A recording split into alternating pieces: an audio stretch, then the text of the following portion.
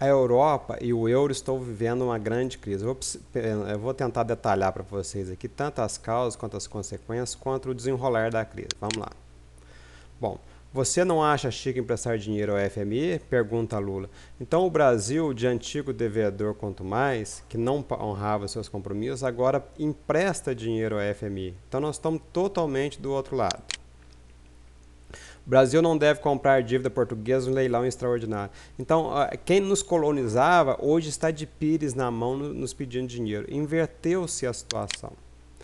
O Guido Mantega ainda debocha. O Brasil não deverá comprar títulos da dívida portuguesa. Não diz não ainda.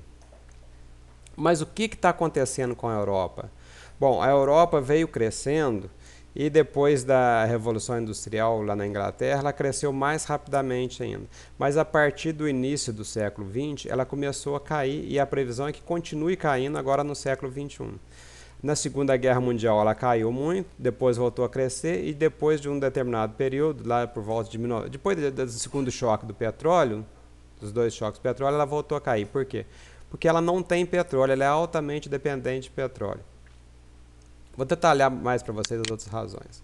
Então vamos lá. Quais são as causas da queda da Europa? Não é só o euro que está caindo, é a Europa inteira. As duas guerras mundiais favoreceram que os Estados Unidos assumissem a hegemonia mundial e isso traz uma série de vantagens para os Estados Unidos. As pessoas que nasceram depois da Segunda Guerra Mundial são conhecidas como geração Baby Boomer. Então, essas pessoas estão começando a se aposentar agora. Era para a Europa ter economizado dinheiro e guardado para pagar as pensões e aposentadorias, mas está acontecendo o contrário, eles estão cheios de dívidas. Então, além do pessoal começar a se aposentar, não tem dinheiro para pagar essa aposentadoria. E o petróleo está acabando e o seu preço está aumentando. E como eles já gastaram o pouco do petróleo que eles tinham e não estão conseguindo roubar de outros países muito facilmente, então eles estão em sérios aflitos.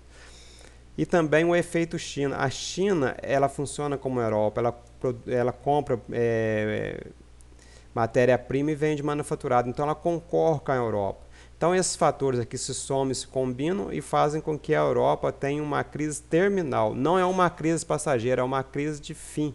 Eles estão acabando, eles estão morrendo. Então vamos lá, agora a recente crise do euro no século XXI. Em 2008, quebrou o Lehman Brothers lá nos Estados Unidos. Os Estados Unidos deixou o Lehman Brothers quebrar porque eles tinham muito crédito, eles tinham muita dívida com a Europa. Então, no Lehman Brothers quebrar, quem tomou prejuízo foi a Europa. Então começou aí a primeira pancada. Em 2009, Dubai abriu o bico e foi salvo lá pelos vizinhos, tá? Que senão também ia...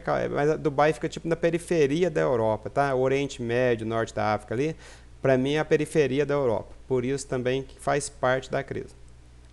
Em 2010, foi a Grécia e a Irlanda que foram a FMI. Então aqui começou o trem mais sério. Aqui já é na zona do euro. E agora em 2011, Portugal está abrindo o bico. Quais são os próximos? Espanha e Itália. Aí forma o PIGS, ó, Portugal, Irlanda, Itália, Grécia e Espanha. PIGS. Daí o acrônimo, tá? Os reflexos dessa crise, o que vai acontecer? Se os países dos PIGS não têm dinheiro para pagar a dívida externa, quando a gente tem uma dívida pequena, gente, o problema é da gente. Quando a dívida é grande, o problema é do credor. Então, como eles não têm dinheiro para pagar a dívida externa, quem vai quebrar são os bancos da Alemanha, da França e do Reino Unido. E os governos vão salvar esses bancos, igual fizeram anteriormente. Mas o que vai acontecer? No que eles salvam os bancos, os governos ficam encalacrados. Então, o trem não é muito fácil, não. Eu vou analisar aqui para vocês, um a um, os países do PIGS. Ó, Portugal, Irlanda, Itália, Grécia e Espanha.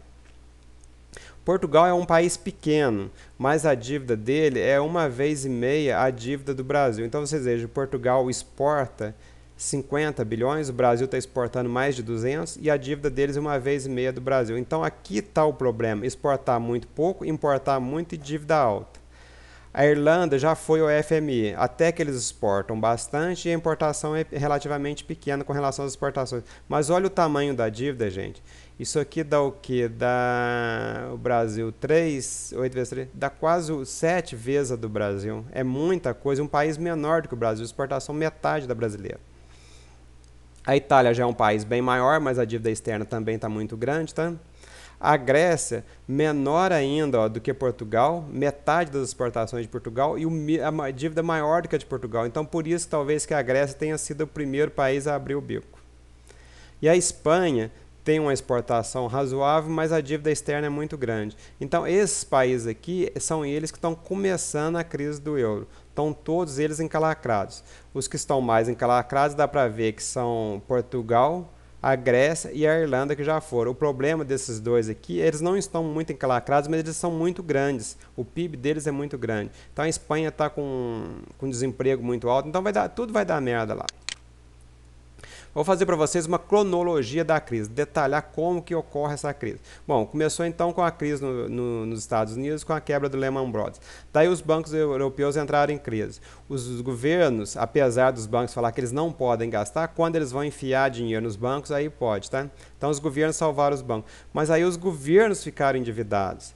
Aí eles tiveram que fazer aumento de tributos e diminuição do gasto. Aí, logicamente, o crescimento cai. O crescimento caiu, você diminui o turismo, essas coisas, e os países da periferia, os PIGs, abriram o bico. Aí depois o que acontece? Agora isso aqui é o futuro, tá? Os bancos do centro vão quebrar e os governos vão salvar os bancos, formando um ciclo vicioso. Então, na subida, gente, é muito fácil, mas a descida é muito complicado. Ninguém aceita diminuir salários, é esse que é o problema. Falou, moçada?